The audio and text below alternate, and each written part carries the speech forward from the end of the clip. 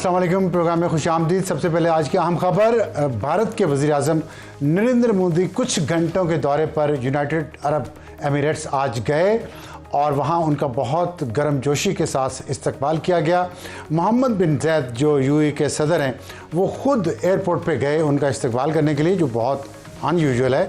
اور ساتھ یہ بھی آپ دیکھیں اگر کہ پہلی دفعہ میں نے انہیں پورے شوز پہنے دیکھا ہے، ورنہ وہ چپل ہی پہنے ہوتے ہیں، تو اتنا فارمل طریقے سے انہوں نے بھارت کے وزیر اعظم کا استقبال کیا اس وقت جب یو اے ای ایک کنٹروورسی کا شکار ہے۔ اور وہ تنازع کہاں سے کھڑا ہوا ہے؟ وہاں سے کھڑا ہوا کہ نتن یاہو جو اسرائیل کے وزیر اعظم ہیں وہ ایک خفیہ دورے پہ یو اے ای تشریف لے کے گئے جس وقت ایران کے ساتھ جنگ جاری تھی، اور نہ صرف خود گئے بلکہ موساد کا چیف بھی ساتھ گیا، اسرائیل کی آرمی کا چیف بھی ساتھ گیا، اور اس دورے کو خفیہ رکھا گیا۔ لیکن بھانڈا پھوٹا میڈیا سے، اور میڈیا نے جب بھانڈا پھوڑا تو اس پہ سوالات اٹھے، تو یو اے ای نے فوراً اس کو ڈینائی کیا، کیونکہ یونائٹڈ عرب ایمریٹس کے اندر سے اور تمام عرب ورلڈ سے متحدہ عرب امارات پر شدید تنقید ہوئی، جس کے جواب میں انہیں ڈینائل دینا پڑا۔ لیکن ڈینائل کے ساتھ ہی اب ایک اور مسئلہ یہ کھڑا ہوا کہ اسرائیل کے وزیر اعظم آفس نے تصدیق کی کہ وہ ایک خفیہ دورے پہ گئے تھے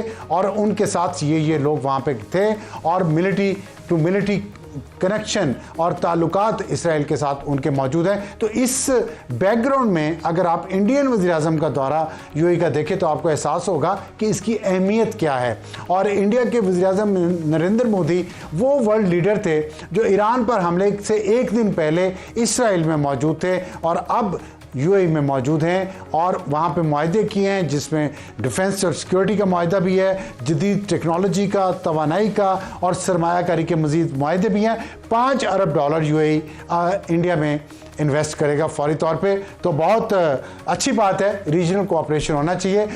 لیکن اس سے یہ بھی اندازہ ہو جانا چاہیے کہ کون کہاں کھڑا ہے اور کس طرح کھڑا ہے، اور پاکستان میں بھی لوگوں کو اس کا اندازہ ہونا چاہیے۔ امید ہے اندازہ ہوگا۔ اور یہ تھی ہماری آج کی اہم خبر۔ آج کے پروگرام کا تعارف ہماری ٹاپ سٹوری ہوگی خطے کی بدلتی صورت، جس میں ہم اس پہ بھی بات کریں گے، جو یہ دورہ جس کا میں نے ابھی ذکر کیا، اور پھر پریزیڈنٹ ٹرمپ کا جو چین کا دورہ ہے، پریزیڈنٹ شی کے ساتھ ان کی ملاقات ہے، وہاں پہ تھوسیڈیڈ ٹرمپ کی بہت بات ہوئی ہے، وہ کیا ہے اور کس لیے ہے، اس پہ ہم آج کی ٹاپ سٹوری میں بات کریں گے۔ ہمیں جوائن کیا احسان اللہ ٹیپو نے، جو ماہر ہیں افغان امور کے اور ڈائریکٹر نیوز خراسان ڈائری کے، اور حماد حسن صاحب جو کہتے ہیں مجھے صرف سینئر صحافی لکھا جائے، تجزیہ کار نہ لکھا جائے۔ اور ہمارا آج کا ہاٹ ایشو ہوگا 28ویں ترمیم پر سندھ کا موقف، اور باتیں سن رہے ہیں ہم 28ویں ترمیم کی، نئے صوبے بنے جا رہے ہیں، NFC ایوارڈ میں تبدیلی ہو رہی ہے، ڈیفنس اور ڈیٹ سروسنگ میں صوبوں کا حصہ ڈالا جائے گا، اختیارات کی تقسیم نیچے تک ہونی چاہیے، یہ بحث ہو رہی ہے۔ اس پہ سندھ کا موقف کیا ہے؟ کیا سندھ اس پہ ایگری کر رہا ہے کہ سندھ بہت سارے صوبوں میں تقسیم ہونا چاہیے؟ باقی جو صوبوں کو بھی تقسیم کرنے کی بات ہو رہی ہے، ناصر حسین شاہ صاحب صوبائی وزیر سندھ ہمارے ساتھ موجود ہوں گے، اور ہم کوشش کریں گے کہ ایم کیم سے بھی کسی کو لیں، کیونکہ ابھی تک ایم کیم سے کوئی مہمان آنے کے لیے تیار نہیں ہے۔ اور ہمارے آج کا ایڈیٹوریل ہوگا اسلام آباد غیر محفوظ۔ ہم آپ کو کچھ ڈیٹا پیش کریں گے جس میں آپ کو اندازہ ہوگا کہ اسلام آباد جو وفاقی دارالحکومت ہے، یہاں سب سے محفوظ شہر سمجھا جاتا ہے، لیکن یہ کتنا غیر محفوظ ہو چکا ہے شہریوں کے لیے، اور یہاں کتنے مسائل ہیں، اس پہ بات کریں گے ہمارے آج کے ایڈیٹوریل میں۔ شروع کرتے ہیں ٹاپ سٹوری کی تیزی سے بدلتی صورتحال۔ احسان اللہ ٹیپو صاحب بہت شکریہ ہمیں جوائن کرنے کا، حماد حسن صاحب بہت شکریہ ہمیں جوائن کرنے کا۔ یہ بتائیے گا جو میں نے ابھی بات کی ہے، ہم دیکھ رہے ہیں کہ ایک واضح الائنس بن رہا ہے اس خطے میں، اور اس میں اسرائیل، امریکہ، یو اے ای ایک طرف ہیں، انڈیا، اور باقی عرب ممالک اور پاکستان اور ایران ایک طرف ہیں۔ آپ کے خیال میں یہ جو سچویشن ہے آنے والے وقت میں آپ اس کو کس طرف جاتے ہوئے دیکھ رہے ہیں؟ بہت شکریہ ابصار صاحب۔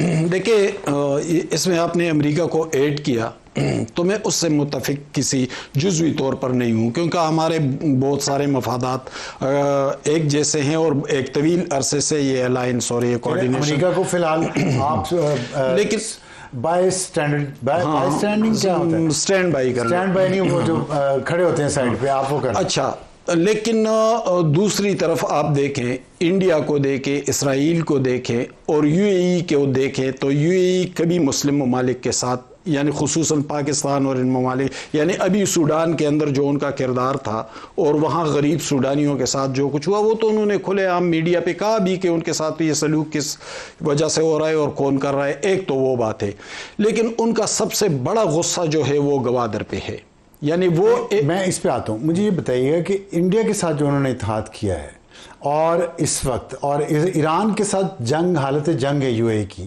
اس میں انڈیا ایران کو قربان کر دے گا یو اے کے لیے؟ دیکھیں انڈیا تو آلریڈی ایران سے بہت دور چلا گیا ہے، لیکن ابھی عباس عراقچی انڈیا پہنچے ہوئے تھے، انڈیا پہنچے ہوئے تھے، لیکن جو روایتی رشتہ تھا اس میں ایک واضح دراڑ نمایاں ہے۔ ہم کچھ دنوں سے دیکھ رہے ہیں، ٹھیک ہے دورے ہوتے رہتے ہیں، یعنی انڈیا تو ہر اس مسلم ممالک کو قریب بلاتا ہے یا اس کو دعوت دے دیتا ہے جو پاکستان کا ہمسایہ ہے، انہوں نے تو طالبان رجیم والوں کو بھی بلا دیا۔ کیا یہ ممکن ہے کہ ایران اور یو اے کے درمیان جو اختلافات ہیں انڈیا اس میں اس کا فائدہ اٹھا رہا ہے، اور اس کا فائدہ اس شکل میں اٹھا رہا ہے جس کا نقصان زیادہ تر پاکستان کو معاشی حوالے سے بھی، سیاسی حوالے سے بھی اور خطے کی صورتحال کے حوالے سے۔ میں اسرائیل اور انڈیا مسلم ممالک میں جو اختلافات ہیں ان کو وسیع کرنا چاہ رہے ہیں، اس کو وسیع بھی کرنا چاہتا ہے اور اس کو اپنے مفادات کے لیے بھی استعمال کرنا چاہتا ہے۔ انڈیا کے اپنے مفادات ہیں، اسرائیل کے اپنے مفادات ہیں، اور وہ سارے مفادات مل کر یو اے میں اکٹھے ہو رہے ہیں۔ ٹیپو صاحب یہ فرمائیے کہ جو آپ نے ابھی تجزیہ سنا ہے حماد صاحب کا، آپ کے خیال میں یہ جو ایک ہم دیکھ رہے ہیں بڑی سچویشن تیزی سے بدل رہی ہے، اب جنگ ختم نہیں ہوئی ابھی لیکن نئے اتحادی بیچ میں بن رہے ہیں، اور اس میں ہم دیکھتے پاکستان میں مولانا ادریس شہید ہوئے، پشاور میں ان پہ 407 میں حملہ ہوا، بنو کا واقعہ ہوا، باجوڑ کا واقعہ ہوا، لکی مروت کا ہوا، دہشت گردی کے ایک دم سے واقعات بڑے بلوچستان میں بھی ہوئے، تو کیا آپ کو اس میں کوئی ربط نظر آتا ہے؟ ابصار صاحب بالکل، یہ جو یعنی جو پراکسیز ہیں، عام پراکسیز، تو مجھے لگ رہا ہے وہ پچھلی دفعہ بھی آپ کے دہشت گردوں کی بات کر رہے ہیں ایگزیکٹلی، تو وہ ان کا استعمال زیادہ ہوگا، وہ پورے ریجن میں ہوگا، وہ ایران کے خلاف بھی وہ معاملات ہو سکتے ہیں، وہاں پہ آلریڈی کچھ تنظیمیں ہیں، پاکستان میں تو آلریڈی یہ معاملات چل رہے ہیں، اور خطے کے اور ممالک بھی، یعنی جو سعودی عرب کی آپ نے بات کی کہ ہو سکتا ہے مین لینڈ سعودی عربیہ میں ان کے خلاف کچھ نہ ہو، لیکن ان کے جہاں پہ انٹرسٹ ہے ان کے یعنی افریقہ میں، یمن وغیرہ میں، ان کے خلاف بھی حملے زیادہ ہو سکتے ہیں، کیونکہ ابھی جو ایکچول وار سے یعنی ایران جنگ سے بھی ہمیں یہ پتہ چلا کہ جو ٹریڈیشنل جنگ ہوتی ہے تو وہ بہت زیادہ نقصان دہ ثابت ہوتی ہے۔ انڈیا کو تو سب سے زیادہ ریئلائزیشن ہے پاکستان نے انڈیا کا جو حال کیا، تو ان کے پاس یہ سب سے بیسٹ آپشن بچ رہا ہے کہ وہ پراکسیز کے ذریعے اپنے یعنی جو آپ کے مخالفین ہیں ان کے ساتھ سکور سیٹل کرائیں، تو وہ معاملات تو اپنی جگہ ہے۔ آپ نے جو حملوں کی بات کی تو یہ واقعی بہت الارمنگ لیول ہے، یعنی صرف 9 میں سے ابھی کچھ ہی دن ہے، میری جو اپنے یعنی جو ہیں یعنی ڈیٹا یا جو 35 کے قریب جو سیکیورٹی وہ ہے کہ لوگ ہیں وہ شہید ہو چکے ہیں صرف یہ 3-4 دنوں میں، اور اچانک بڑھائی، اور یہ وہ ہے کہ میڈیا میں یعنی ابھی یہ چیزیں نظر آ رہی ہیں جب بڑے طرز کے حملے ہوتے ہیں، وہ جو ٹارگیٹڈ اسیسینیشن جس میں ڈیلی 2-3 جو سیکیورٹی کے پرسنل ہے، پولیس ہو، ایف سی وغیرہ ہو، تو ان کو ٹارگیٹ کیا جاتا ہے، وہ تو مین اسٹریم میڈیا میں چیزیں نظر نہیں آتی، تو میرے خیال میں کہ یہ معاملات بڑھیں گے۔ اور جہاں تک آپ نے یہ جو نئی جو یعنی الائنسز بن رہے ہیں، تو اس میں جب سے ٹرمپ آیا ہے تو ہم ایک نیا گلوبل ورلڈ آرڈر دیکھ رہے ہیں، تو اس میں یعنی یو اے جو ہے ان کی ہمیشہ سے انکلینیشن رہی ہے انڈیا کی جانبی، اور ابراہیم ایکارڈ کے بعد انہوں نے تو چوز کیا کہ یعنی اسرائیل کو، بلکہ ان کی کوشش تھی کہ سعودی عربیہ یا جو گلف کے باقی ممالک ہیں وہ بھی ریکگنیشن کی طرف چلے جائیں، تو یہ معاملات تو اچھا، لیکن مجھے ایک بات میں سمجھنا چاہتا ہوں کہ انکلینیشن آپ نے کہا یو اے کی انڈیا کی طرف زیادہ ہمیشہ سے رہی ہے، اور اب اسرائیل کی طرف چلا گیا ہے، تو پھر پاکستانی اپنا پیسہ وہاں لے جا کے پارک کیوں کرتے ہیں اتنا؟ پاکستانی کے لیے تو سب سے زیادہ یعنی جو بلیک مارکیٹ کی یا منی لانڈرنگ کی بات ہوتی ہے تو سب سے زیادہ جو فگرز آ رہے ہیں کہتے ہیں کہ سیکنڈ منی لانڈرنگ کا گڑھ ہے، وہ تو یعنی یہاں پہ جو ہمارے آفیشیل جو کہتے ہیں ان کی طرف سے تو یہی بات بتائی جاتی ہے کہ انڈیا کے بعد جو سب سے زیادہ وہاں پہ پیسہ ہے وہ پاکستانیوں کا، خاص کر ریئل اسٹیٹ میں ہے۔ لیکن ایک چیز کو سمجھنے کی ضرورت ہے، آج بھی ایک فگر آئی ہے کہ تقریباً 1.7 ملین جو ہے پاکستانی وہاں پہ روزگار کر رہے ہیں، اور اس میں ایک بڑی جو پاپولیشن ہے وہ ایسے علاقوں سے ہے جو کہ بہت یعنی آپ ریموٹ کہہ سکتے ہیں، اور یعنی ان کا روزگار چل رہا ہے، بالکل، تو ان کو میرے خیال میں یعنی یہ نو کے معاملات بالکل اپنے جو کنسرنز ہے پاکستان کے خیال میں کیسے معاملات سنبھلنے چاہیے؟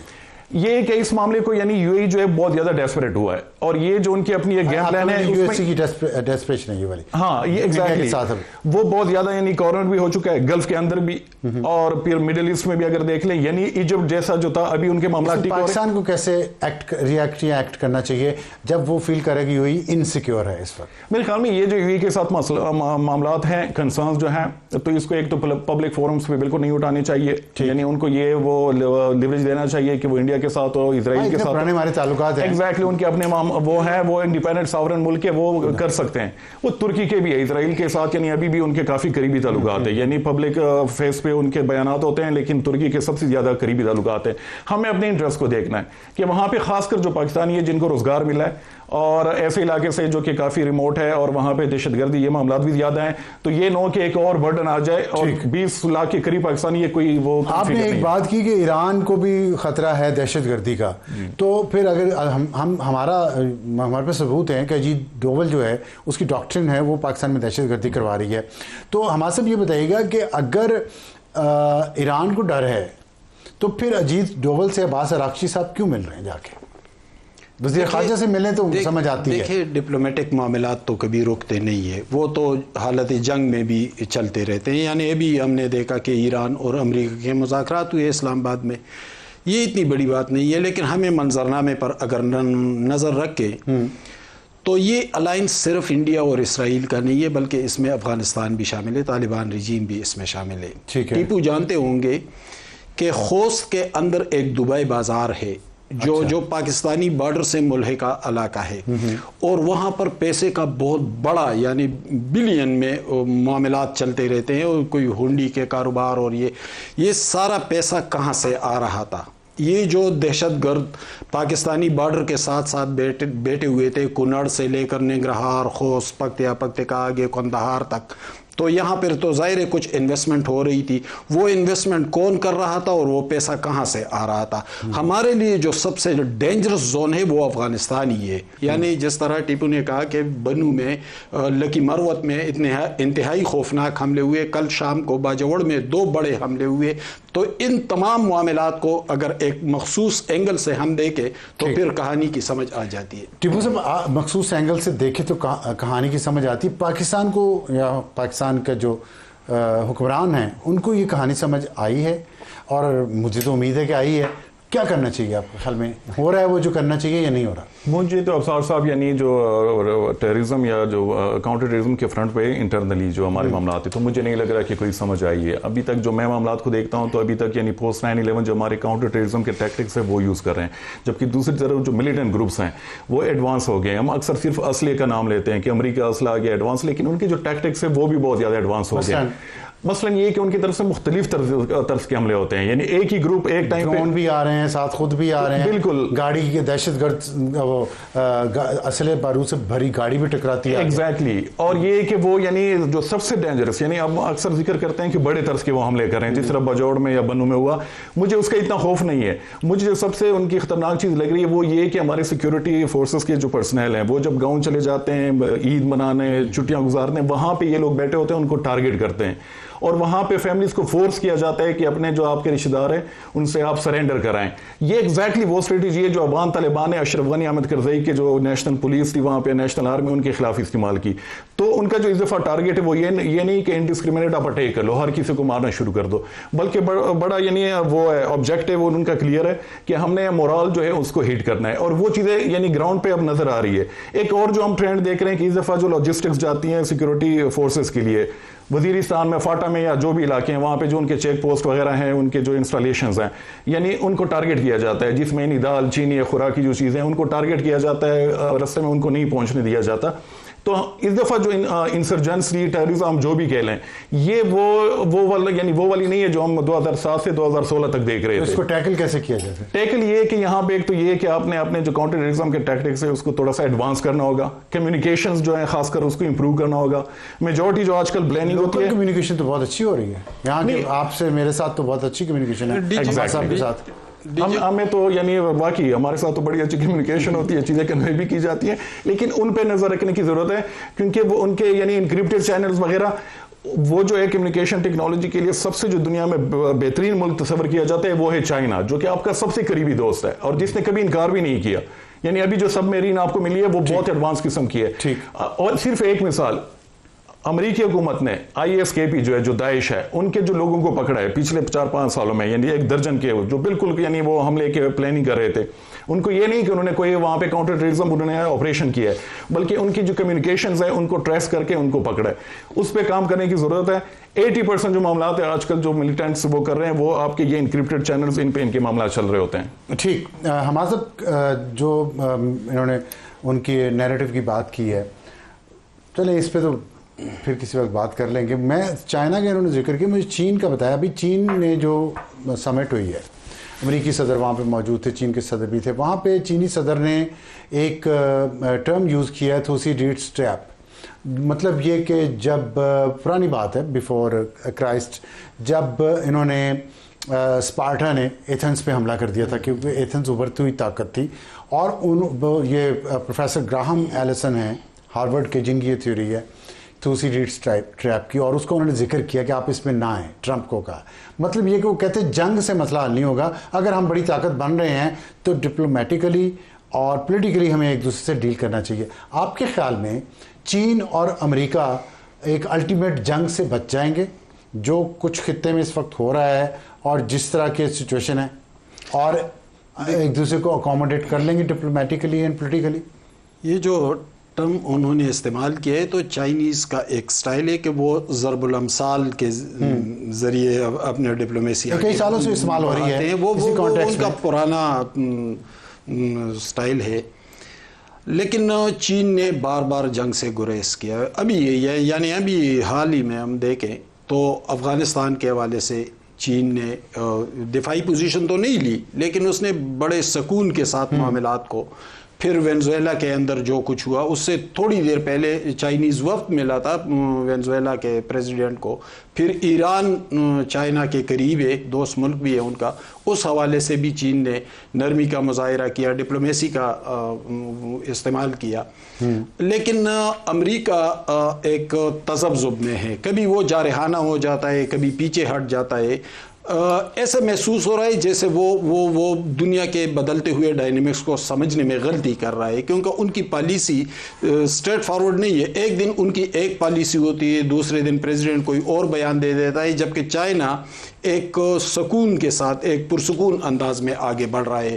لیکن مجھے مستقبل میں کسی بڑی جنگ کا امکان نظر نہیں آتا. کیونکہ آپ بتائیے گا کہ کیا اگر جنگ کا امکان نظر نہیں آتا تو ٹرمپ اور شی کے درمیان جو معاملات طے ہوئے ہیں اس میں مڈل ایسٹ میں کیا آپ پالیسی بدلتے دیکھتے ہیں؟ میرے خیال میں سب سے بڑی ایک ڈپلومیٹک گین آپ کہہ لیں تو وہ تائیوان کے حوالے سے کہ پریزیڈنٹ ٹرمپ یعنی وہ پریس بریفنگ میں ان کا دیکھ رہا تھا کہ 3 دفعہ جو امریکن جرنلسٹ ہیں ان سے پوچھتے ہیں تائیوان کے حوالے سے اور وہ اس کویشچن کو اگنور کرتے ہیں. اور یہی سب سے زیادہ کنسرن بھی ہے تائیوان کا جو ایشو ہے. ابھی جاتے ہوئے بھی انہوں نے جو اپنے جہاز پہ ایئر فورس 1 پہ انہوں نے جو میڈیا سے بات کی تو وہاں پہ ان سے پوچھا گیا کہ آپ تائیوان کو اسلحہ دو گے، تو انہوں نے کہا کہ دے بھی سکتے ہیں نہیں بھی دے سکتے. لیکن انہوں نے ذکر کیا فیلڈ مارشل کا اور پرائم منسٹر کا. وہ تو ہمیشہ کرتے ہیں، اور گریٹسٹ پرائم منسٹر، وہ تو ان کا وہ تقیہ کلام ہے، وہ تو کرتے ہیں، جو کہ اچھی بات ہے پاکستان کے لیے. کمیونیکیشن ہمارا اچھی کمیونیکیشن مینیجر ہے. ہاں یہی وہاں کی وہ تو ہر جگہ پہ. لیکن ایک چیز کہ انڈیا کو سیریس کنسرنز ہونے چاہیے. ایک طرف وہ پاکستان کے ساتھ جو ٹرمپ کے معاملات چل رہے ہیں جو کہ کافی بہتر ہے، ہر جگہ پہ وہ پاکستان کو ڈیفینڈ کرتا ہے، یعنی امریکن پریزیڈنٹ خود آ کے ڈیفینڈ کرتا ہے. اور دوسری طرف چائنا کے ساتھ جو ان کے معاملات آگے گئے ہیں، جس طریقے سے ان کو پروٹوکول ملا، جس طریقے سے ویلکم کیا گیا، جو معاملات یعنی کوئی اس طرح کی ٹینشن والی بات ہمیں نظر نہیں آئی، بلکہ وہ اپنی پوری جو ان کی یعنی جو اکنامک ٹیم ہے بہت اچھے معاہدے ہوئے ہیں، بہت اچھے معاہدے ان کو لے کے گئے. 200 بوئنگ طیارے خریدے گا چین، ایگزیکٹلی فوڈ خریدے گا اور سب چیزیں. اور ایران کے حوالے سے ہاں ایران کو کنسرن کہ انہوں نے کہا کہ دونوں طرف سے جو چیز میں نے پڑھی ہے کہ ہرموز جو ان کو کھولنا چاہیے، ایٹمی یعنی نیوکلیئر وہ نہیں ہونی چاہیے ان کے پاس. آپ سمجھتے کہ کوئی امریکہ اور ایران کے درمیان معاہدہ بھی اب کچھ ہو جائے گا؟ کیونکہ پرائم منسٹر شہباز شریف بھی تو چین جا رہے ہیں دو تین دنوں میں. بالکل بالکل, وہ بیچارہ بڑے اچھے موقع پہ جا رہے ہیں. اور لیکن اس میں ایران کا جو ہے مجھے لگ رہا ہے کہ ٹرمپ, یعنی میری جو اپنی اسیسمنٹ غلط بھی ثابت ہو سکتی ہے, کہ ٹرمپ کا کچھ موڈ ہے کہ ہم دوبارہ سے کر لیں کچھ دنوں کے لیے تاکہ ایران کو پریشرائز کر سکے. آپ کو لگ رہا ہے؟ مجھے لگ رہا ہے, میرا یہ خیال ہے کہ نہیں لگ رہا. آپ کیا مختصر ابصار بھائی, مجھے جنگ کا امکان نہیں لگتا, اس لیے کہ اگر آپ دیکھ لیں تو گزشتہ کچھ عرصے سے ٹرمپ تو ہر گھنٹے بعد ہمارے پرائم منسٹر اور فیلڈ مارشل کی تعریفیں کر رہا ہے. پاکستان کے ساتھ یعنی تاریخی طور پر اتنی قربت کبھی نہیں بڑھی جتنی اس وقت ہے. چین کا دور ہم کسی جنگ کا حصہ بنے, ماضی میں ہم کسی نہ کسی جنگ کا حصہ بنے تھے, یہ استعمال بھی ہوتے رہے. سچ بات یہ کہ استعمال بھی ہوتے رہے, اس بار ہم استعمال نہیں ہو رہے, بلکہ اس بار تو پاکستان ایک طرح سے میڈیشن کر رہا ہے. اب پاکستان کے ساتھ قربت بڑھی, چین کا دورہ کیا, تو یہ ان کا جو ٹریک ہے نا, جس سمت میں وہ بڑھ رہے ہیں, تو اس سے واضح ہو رہا ہے کہ اگر پاکستان کے ساتھ قربت بڑھ رہی ہے, چین کے ساتھ قربت بڑھ رہی ہے, تو پھر ایران کے ساتھ کیوں لڑیں گے؟ کیونکہ ایران بھی اس بلاک کا حصہ ہے, قریبی ملک ہے, اور چین اور پاکستان کے بھی بہت قریب ہے. تو مجھے نہیں لگتا کہ یہ جنگ طویل ہو جائے گی, کچھ عرصے میں معاملات حل ہو جائیں. بہت شکریہ. آپ کچھ کہنے؟ یو اے ای کا جو سب سے بڑا کنسرن ہے جو ناراضگی پاکستان سے چل رہی ہے وہ یہ ہے کہ پاکستان نے جنگ کیوں روکی, ٹھیک, سیز فائر کیوں کرایا. بہت شکریہ احسان اللہ ٹیپو اور حماد حسن صاحب, پازیٹیو نوٹ کے ساتھ کہ جنگ کے امکانات کم ہو رہے ہیں, اس کے باوجود کہ یو اے ای کو یہ پاکستان سے شکوہ ہے کہ جنگ کیوں رکوائی. وقت ایک بریک کے بعد واپس آئیں گے تو ہمارا آج کا ہاٹ ایشو. پروگرام میں دوبارہ خوش آمدید. وقت ہے ہمارے آج کے ہاٹ ایشو کا. 28ویں ترمیم پر سندھ کا موقف ہمیں جوائن کیا صوبائی وزیر سندھ ناصر حسین شاہ صاحب نے. ناصر السلام علیکم. وعلیکم السلام. ناصر یہ فرمائیے گا کہ 28ویں ترمیم کی ہم باتیں سن رہے ہیں اور کہ آنے والی ہے, بس آ رہی ہے, اور ظاہر ہے پیپلز پارٹی کی سپورٹ کے بغیر تو وہ پاس نہیں ہو سکتی.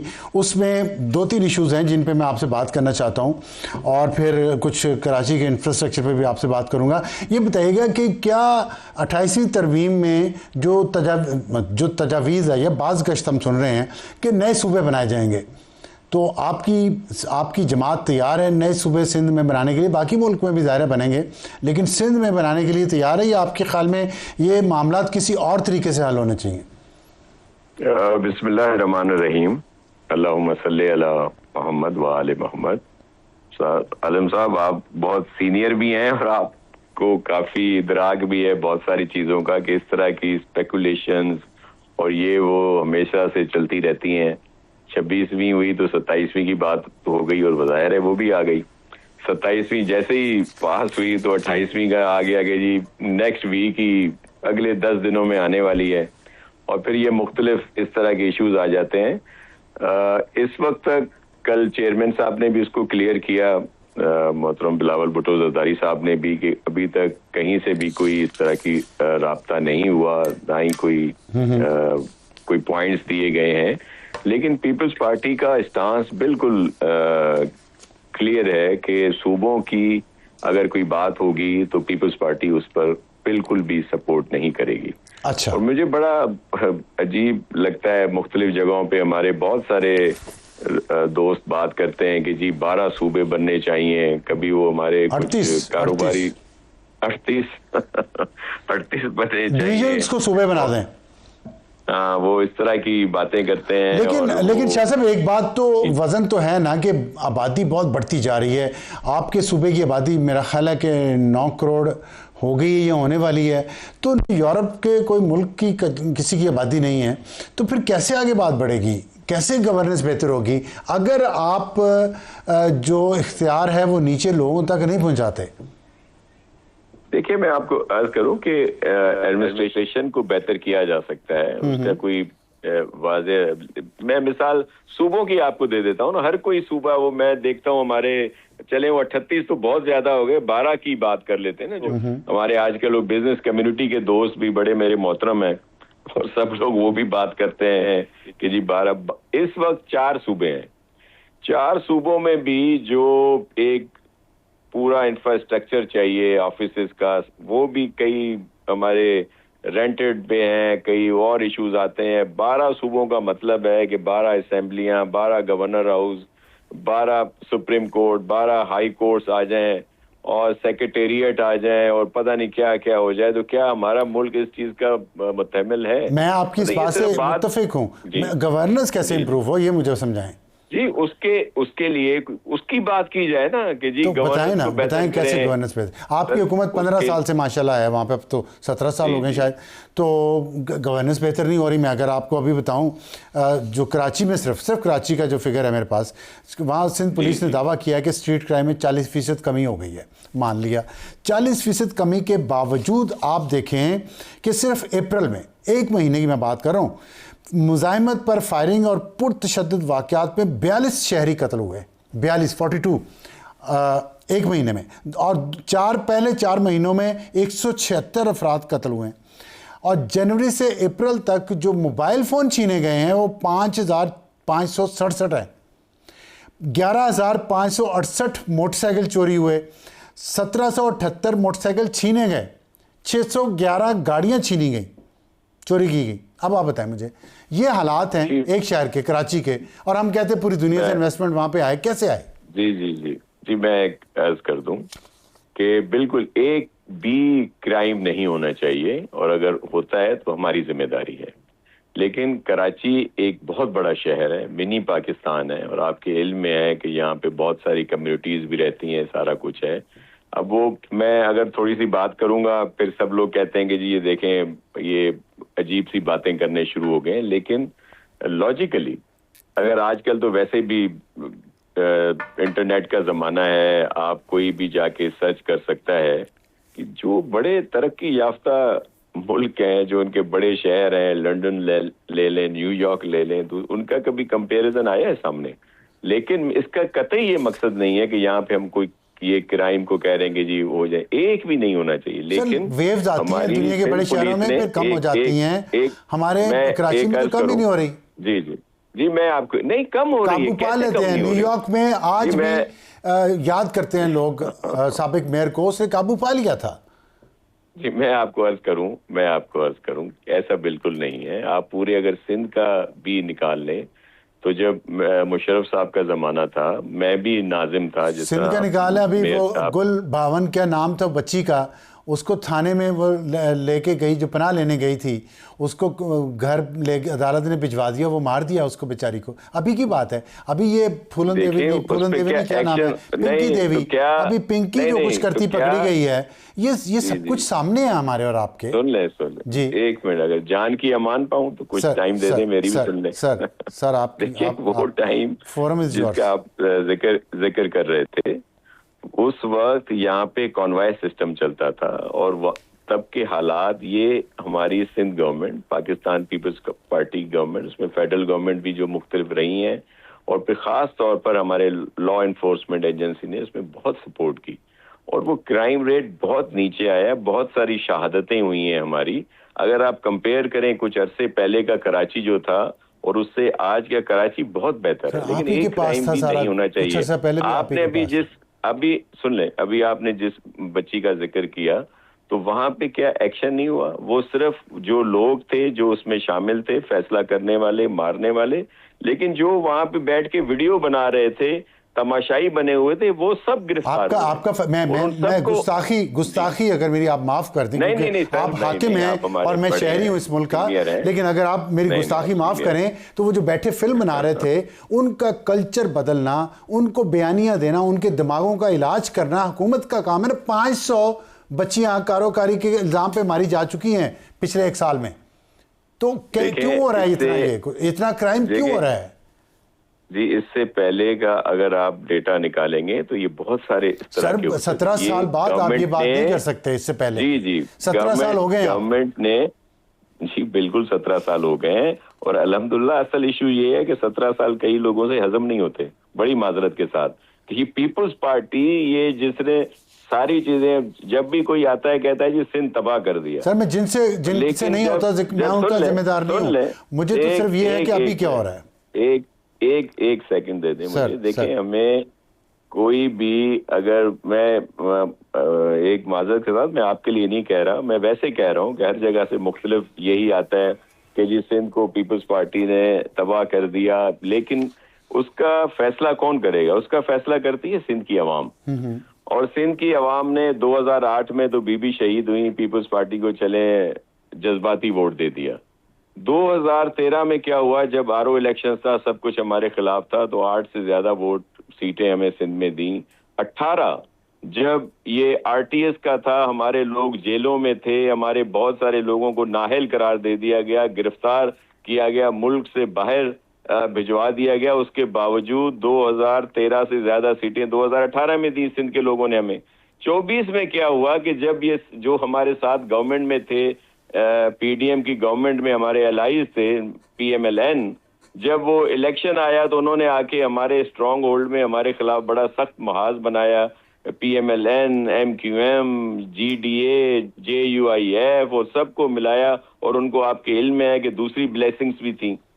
بہت ٹف ٹائم دیا گیا. اس کے باوجود ہمیں 18 سے زیادہ سیٹیں سندھ کے لوگوں نے دی ہیں. ہم وہاں پہ کام کرتے ہیں، لیکن ایشوز ہیں اپنی جگہ پہ، اس پہ بہت کمی آئی ہے. اگر آپ کاروکاری کا ہی صرف دیکھ لیں، اگر پرانا ڈیٹا آپ دیکھیں اور آج کا ڈیٹا دیکھیں، بہت کمی آئی. ایک کیس بھی نہیں ہونا چاہیے، میں یہ مانتا ہوں، یہ بات ہے. بس لیکن سر یہ گورنمنٹ ڈیٹا میں کمی ہے کہ انسان ہیں، ہم اس کو ڈیٹا میں تولتے ہیں. خیر آگے چلتے ہیں. مجھے یہ بتائیے گا، آپ نے کہا کہ نئے صوبوں پہ تو نہیں پیپلز پارٹی مانے گی، تو یہ دوسرے اور چیزیں جو 28ویں ترمیم میں آ رہی، مثلا ڈیٹ سروسنگ ہے اور ڈیفنس ہے، اس میں وہ چاہتے ہیں صوبوں کا حصہ ہو، اور بے نظیر انکم سپورٹ پروگرام صوبوں کے حوالے کیے جانے کی تجویز بھی ہے. ان تینوں چیزوں کے بارے میں آپ کا موقف؟ جی بالکل بالکل. این ایف سی میں کمی کی بات کی جا رہی ہے نا سر؟ نہیں، این ایف سی کی کمی کی بات نہیں کر رہا کہ یہ بے نظیر انکم سپورٹ پروگرام صوبوں کو دے دیا جائے، ڈیٹ سروسنگ اور ڈیفنس میں بھی وہ کنٹریبیوٹ کریں، اور اس کے ساتھ ساتھ ایجوکیشن اور پاپولیشن ویلفیئر اور ہیلتھ جو ہے یہ واپس مرکز کے پاس آئیں. اس پہ آپ کا موقف کیا؟ بالکل دیکھیں، جی میں اس پہ ہی آ رہا ہوں. میں ایک سمپل سی بات ہے، ہمارے لیے سب سے زیادہ اہم پاکستان ہے.